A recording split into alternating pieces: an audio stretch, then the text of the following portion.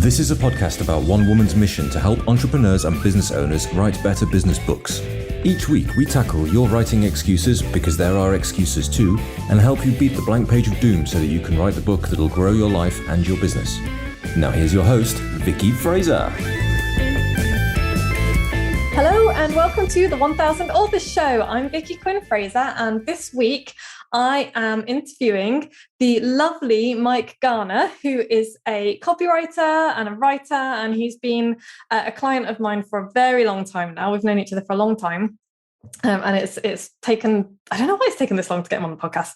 So yeah, we are talking about the fact that Mike is writing a book, which is obviously really exciting. I'm very excited about it. I'm loving helping him do that. And I hope that you enjoy our interview. So without further ado, here is me and Mike. Enjoy. I'm here with Mike Garner today. Hi, Mike. How you doing? Hi there. Oh, I can't believe that I haven't brought you on the podcast before now. It's been a ridiculous amount of time. But here you are. Here I am. Yes. Yeah. Mike and I have known each other for about 230 years. And Mike is a fellow writer, and he has been a client of mine for about 220 years. So we are going to talk today about the fact that Mike is writing a book. But before that, I'm going to start with the first question I always ask people, which is, what are you reading at the moment, Mike? Well, I'm notoriously unfaithful to books. I can't stick to one at a time, but I'm trying to take, over the last kind of year or so, I've tried to take your example and have a fiction and a non-fiction book. So the fiction book is a book by Meg Garner, who actually wrote, I don't remember the film with Glenn Close, I think it was, who got Oscar nominated. It was The Wife. She wrote that. Okay. But this is a story. It's one of these kind of long fresco things about a group of students in the 70s, what they did in the 70s and how they grew up and how they became middle-aged. Now, I'm about a third of the way through, so I'll tell you how it finishes later. Okay. And actually, the non-fiction book, is this one. I'm holding up Vicky's book, How to Write a Book, because I said to you last week, I think, I read the beta when it came out, which was a while ago, let's say, and I thought I'd read the book, but in fact, I haven't. So I'm going back through it with a relatively fine-tooth comb. So it's taken me longer than it would, but that's the non-fiction book as well. Awesome, cool, thank you, and yay for reading mine. Yeah, because the one you're reading is quite different from the beta book that you got. So, right, do you want to tell us a little bit about who you are and what you do? Well, like I said, my name's Mike. I'm writing a book now. I haven't always been writing a book. I lived in France for 20 years. I came back here 18 years ago. I've been a translator. I've been a travel agent. I've been a translator. I've been a copywriter, and now I'm a book writer. Still am a copywriter, really, as well. That was so cool. Okay, in one sentence. So, what took you to France? Oh, crikey. That was an opportunity. I had a summer job in the summer of 1980. I was a student between second and third year university. And I went to work for the British Rail office, Sea-Link office in Paris, when they still had one there. And I thought I did speak French. I had a decent level of French. But that's when I really kind of learned it, because they told me to pick up the phone. And that is a completely different world. I swam for a couple of weeks. I got shouted at, but I suppose it didn't matter because I didn't understand what people were saying. I had because it was of it. It's the normal way people speak rather than the way you learn at school or even at university. Yeah. With all the kind of the way that people kind of run words together and everything, and I learned an awful lot about that, with a layer of specialised vocabulary on top of it. But after about 2 or 3, about 2 weeks, the fog started to clear, and I could understand, and I could converse with people on their own terms, which was great, because then I started to understand the radio and the TV and the cinema and everything, and I thought, well, I belong here now. You know, it's. I suppose you've really arrived when you understand the comedians. Yeah. But so that was between second and third year. I came back here, did my third year, and then went back because I met the girl that became my first wife. So I suppose really for love, I went, if you want a kind of a one sentence answer to that one. That's so terribly romantic. And I know that I know this isn't really anything to do with writing, but it is stories and it's your story. And, completely, yes. I think your second marriage is quite romantic as well, wasn't it? Oh, if you're going to go down that particular route, yes. My second marriage, it's Terry Wogan used to say my current wife. I met my wife in 1973. We were born a mile and a half apart. We went to school together, although I didn't know her because we were in different. I'm a year and a half older than she is, so we were in different classes at school, and we met actually on a school trip to Paris.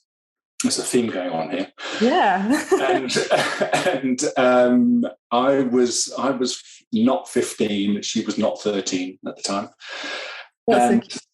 And it's very cute, yes. And we did the teenage thing, we went out together. And then life took over. Let's say I went off to university and she went off with my best friend.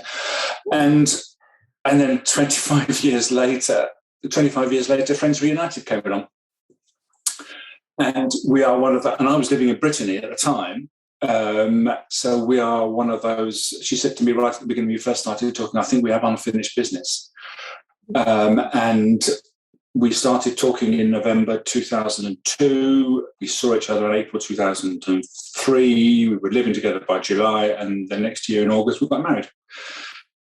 And we've been married ever since. That's so lovely. I love that you knew each other when you were like really small at school, and then you just came back full circle. Thank you for telling that story. I know I sprung it on you a little bit, but I also know it's a really... No, I was half prepared.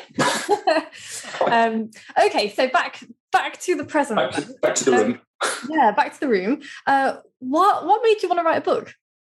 I've always wanted to write a book. I've been a writer in my head probably since my late teens.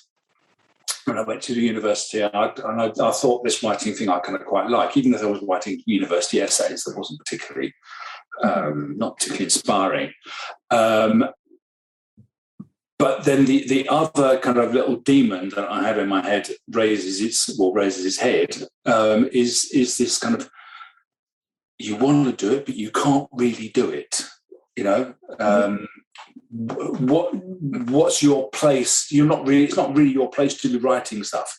And I try to. I've got memories of me sitting at a desk or at a table in a flat in Paris in the 80s, trying to write these short stories and getting nowhere. Basically, I wrote about a page and a half. I did write one actually, which was I finished one once, and over the years. I mean, we talked about this even in the last 3 or 4 years. I've started projects, but really, what I think it was just a lack of self-belief. Mm-hmm. That A, I could do it, and B, I had something worth saying. Mm-hmm. The previous, apart from the one I'm doing now, the previous books I've kind of tried to write are basically being copywriting manuals in different forms. And who wants another copywriting manual? And especially who wants them from me? And that's not me being self-deprecating about it. It's just a fact. And it's not the book I want to write as well. So I've tried for years and years and years to write something and just haven't been successful, really. When I first started translating, it was almost like I was a writer by proxy. Yeah. It was because I was translating other people's things and it wasn't very good. But it was me exercising those writing muscles. Mm-hmm. And I suppose the writer that I am now started back 25 years ago now. I mean, I was in my, well, I'm going to reveal my age now, but I mean, I was in my late 30s at the time. And I was just kind of easing my way into it. I have taken a while to ease myself into it. Okay. So what gave you the push to start writing this book? The push, without getting too philosophical about it, was a whole series of life events last year Was it last year? I lose count now. It was last year, yes. Apart from everything else that was going on last year. Yeah. Cutting a very long story short, my mother died and my wife had breast cancer. My wife is fine now. But it's the kind of thing that makes you challenge your life choices. And you're right, I think, what happens now? I found myself, because my father died a number of years ago, I found myself at the top of the genealogical pile now. There was just me, my brother, and our two kids in the bloodline, as it were. So what happens next? Now it's no longer a rehearsal, and I know that's a cliche, but it really is true. That now, what I want to do with the time that I've got left, I'm 63 this year. I'm not going to be hanging around for 40 years anymore, unless I'm very lucky. So what do I do now? Now's the time to really kind of make the right choices and have the ability to take the choice. I remember I was doing the probate at the time, thinking, right, once this is finished, this is what's going to happen. We had conversations, I seem to remember. I did some work on my voice as well, which I decided to go to be kind of vulnerable about it, because I thought, what have I got to lose? I'm going to be open with you about this. It's something I didn't know before. You did that with Margot, didn't you? I was, all right, okay. With Margot Aaron of this Margot Aaron, who is a friend of the podcast and has friend of the podcast, yeah. Yes. She certainly is. Well, Margot's got these wonderfully big piercing eyes, and she looks at you, and it's almost like they're lasers that go straight through you, basically. And because what I hadn't reckoned on was digging out not just the vulnerability but the shame of everything that I carried around with me of not kind of achieving over the years and everything. And cut a very long story very short, she made me realise, yes, you have a story worth telling. And she got me writing. She got me writing 5,000 words a week. Nice. Just most of it rubbish. But it didn't matter, because I think the most important thing that she said to me was, just because you write something doesn't mean to say you have to publish it. And that was a liberation. Yeah. I've written loads of stuff in the time since then that will never get published because it's just personal to me.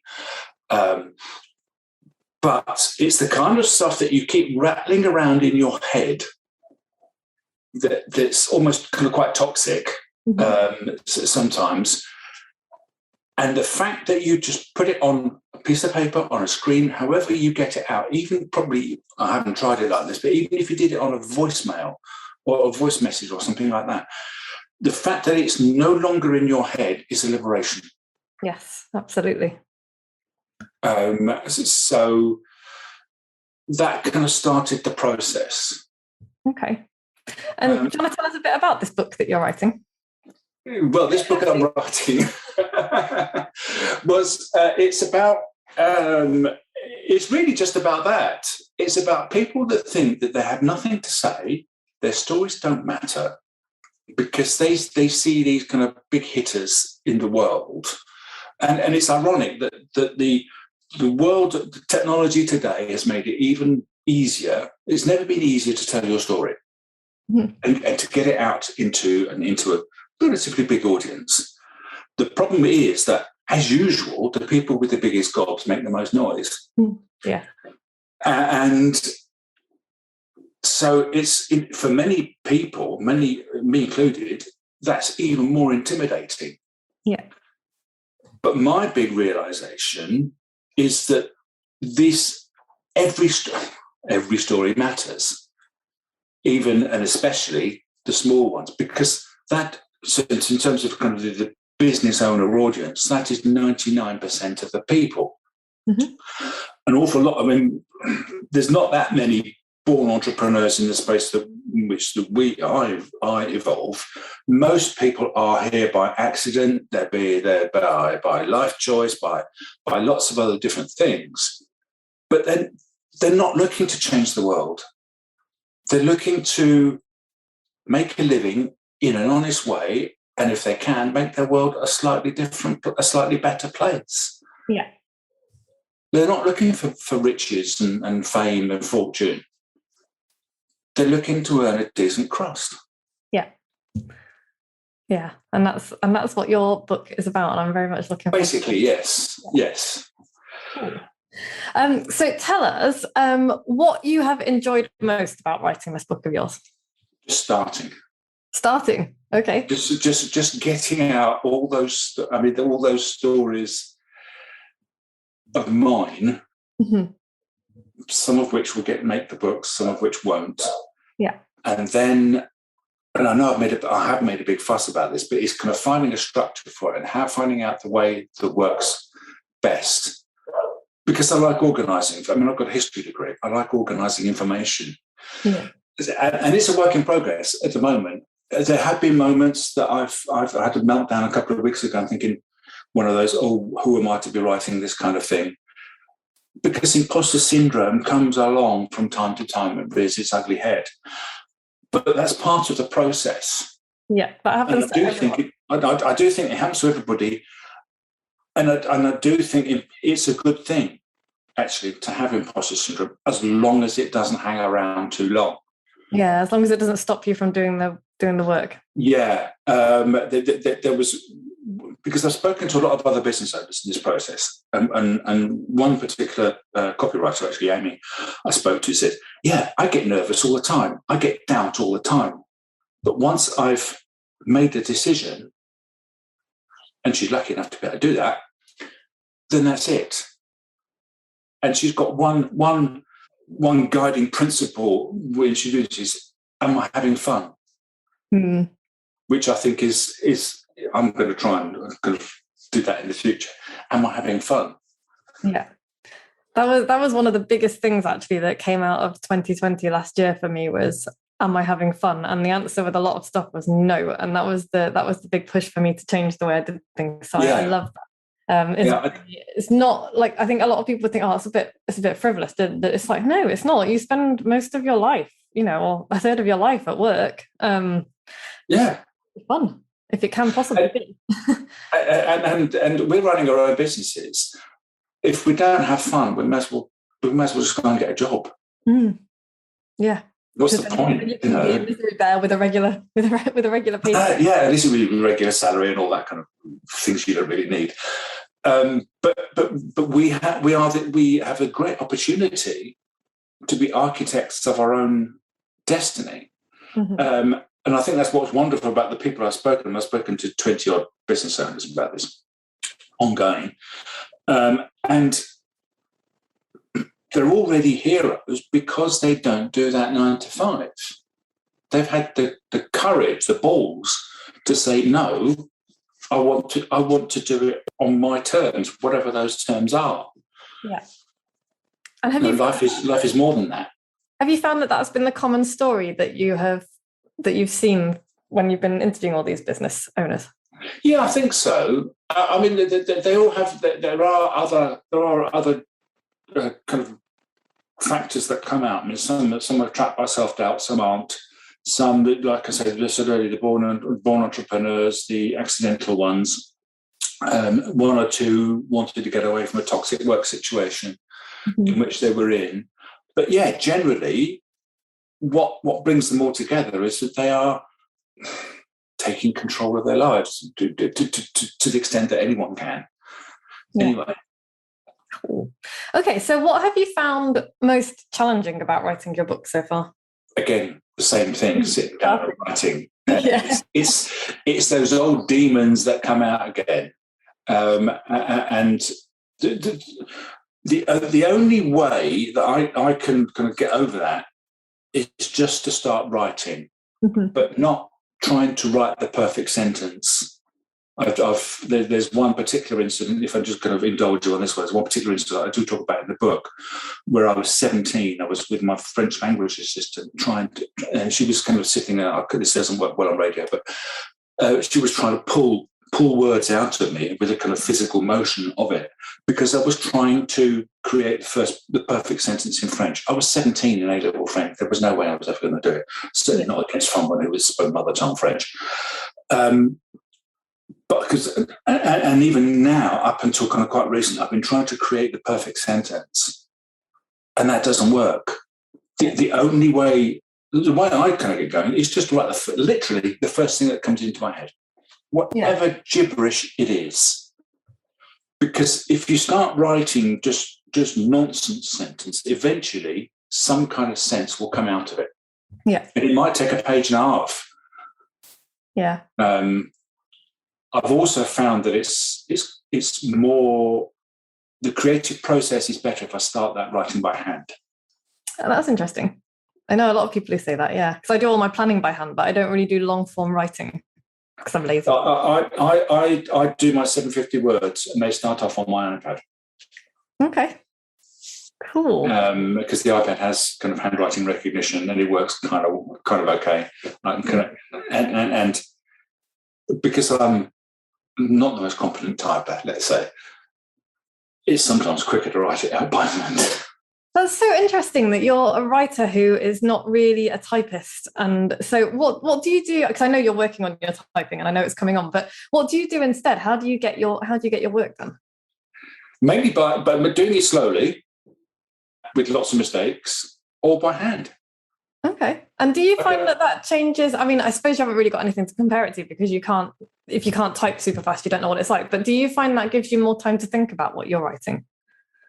I write at the same time that my brain goes, the same speed that my brain goes. Okay. Whereas typing, my brain is always ahead. That's interesting. And I mean, like I say, it is getting better. Depends on the machine that I use. Mm-hmm. I find the iPad works better for typing than an actual keyboard. Oh, really? So you use the keypad on the screen? No. I've got a keyboard. Oh, I see. Attaches to the iPad. Okay. I've got a Magic Keyboard on the iPad, but it's a much smaller keyboard, if you like. Right.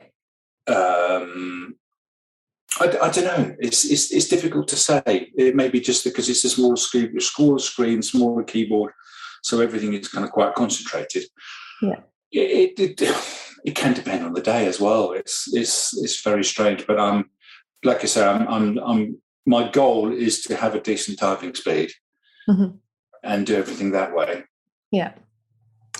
Okay, cool. That was a slight tangent into the world of actual how we write, but it's always I always find it, talking to people about how they do things. So I know you dictate stuff as well sometimes, don't you? I haven't for a long time.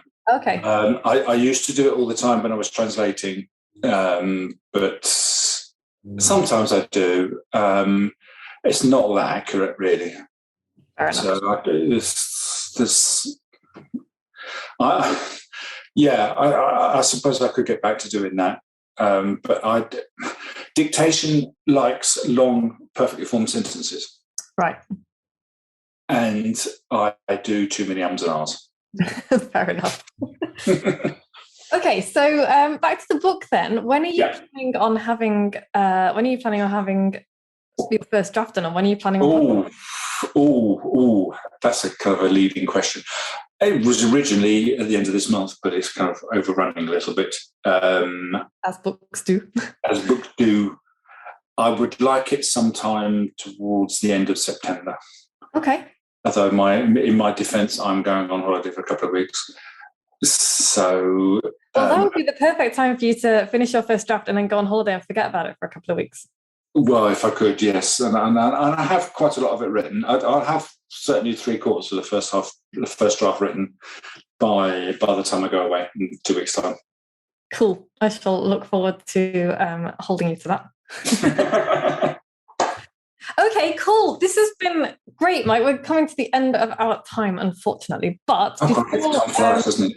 Oh, yeah. But before we finish, I would like to ask you to leave our listeners with your top writing tip. So what if you could just tell people or one thing that would help them write, get words out, what would it be? Just write. And what I mean by that is what I said earlier, write the first thing that comes into your head. I'm very much a fan of Stephen Pressfield and his work on resistance. Yeah. And I forgot the name of the book now. The War of Art? War of Art, that's the one, where he talks about just professionals just turn up. Stephen King was said, amateurs and professionals. It doesn't matter what you write. Mm-hmm. Get any kind of preconceptions about writing the perfect sentence. I always say to my clients, and it's exactly the same thing as I can say exactly the same thing to myself. I can't edit what's in your head. Yeah. You can't edit something that's in your head. Yeah, you can't improve something that's not there. Exactly. Yeah, you've got to get it out and write it, and get over the kind of the any kind of hang-ups you have about it not being perfect. Nobody else is going to see. Who cares? Then you can improve it. Lovely, thank you very much. And just the very final thing, because this we always put this out on YouTube as well. So, Mike, can you just roll your chair back slightly so that we can see your T-shirt, please? Oh dear. Because it was just perfect. What's on Mike's T-shirt is "You're on mute," and I love it. It just made me laugh this morning when I saw that. So I didn't do it deliberately. It was the first one out of the drawer this morning, and it was dark. So. It's a good one. I'm always obsessed with what's on people's T-shirts. So maybe that should be a new thing when I have guests on the podcast. It should be you have to wear a T-shirt with something interesting on it. It could be a good idea. Could be a good idea. Anyway, Mike, this has been an absolute pleasure as always. Thank you so very much. Lovely to be here. Yeah, I'm going to get you back when the book's out as well, obviously. Well, exactly.